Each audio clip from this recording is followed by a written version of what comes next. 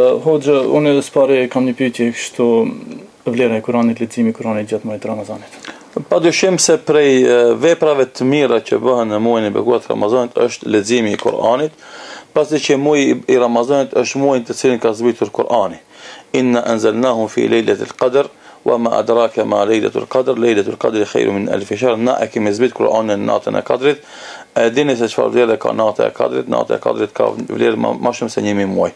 Dhe thot Kur'ani ka filluar të zbret në natën e Kadrit dhe pejgamberi sallallahu alaihi wasallam e kishte traditë që çdo vjet në Ramazan të lexonte Kur'anin para Xhibrilit alayhi salam.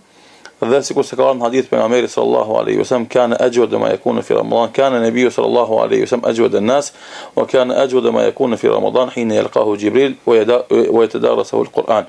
Pejgamberi sallallahu alaihi wasallam ishte njeriu më bujar, edhe më bujar bëhej kur takohej me Xhibrilin para të cilit lexonte Kur'anin. Kjo që muaji i Ramazanit është muaji i Kur'anit dhe i leje që me të dhe filloi ky emision është me temë të qelluar që besimtarët nuk duhet të ndahet nga Kur'ani këtë muaj të bekuar, duhet të lënë siç kanë bërë dietarët e brezave dhe gjenatave të artë të islamit, të cilët i braktisnin edhe tubimet e tyre shkencore që kishin për t'ju përkushtuar Kur'anin. Për shembull Imam Maliku rahimahullahu taala në Ramazan i ndërpritke seancat shkencore që kishte, ligjëratat fetare shkencore që jepte dhe i përkushtoi Kur'anin. Do të thotë kështu kanë bërë dhe muslimanët e tjerë, shoqëruesi më i mirë për një besimtar në këtë muaj të bekuar është Kur'ani.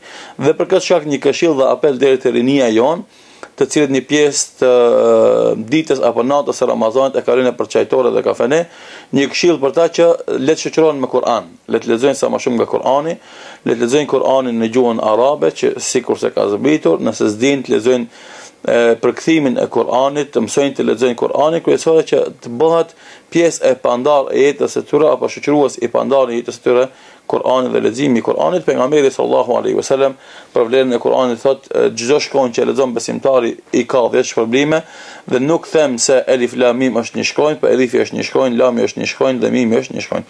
Do të paramendoni se sa sevape mund fiton besimtari duke lexuar Kur'an dhe sidomos është mirë që ai para familjes, gruas, fëmijëve të lexojnë Kur'an që të mësohet edhe familja, edhe gruaja dhe fëmia edhe ata domosdoshmë të mirën me Kur'anin në këtë muaj të bekuar të Ramazanit dhe të bëhet gjithashtu edhe për ta libër shoqërues i tyre ky libër fesnik Kur'ani Adhimu Shan.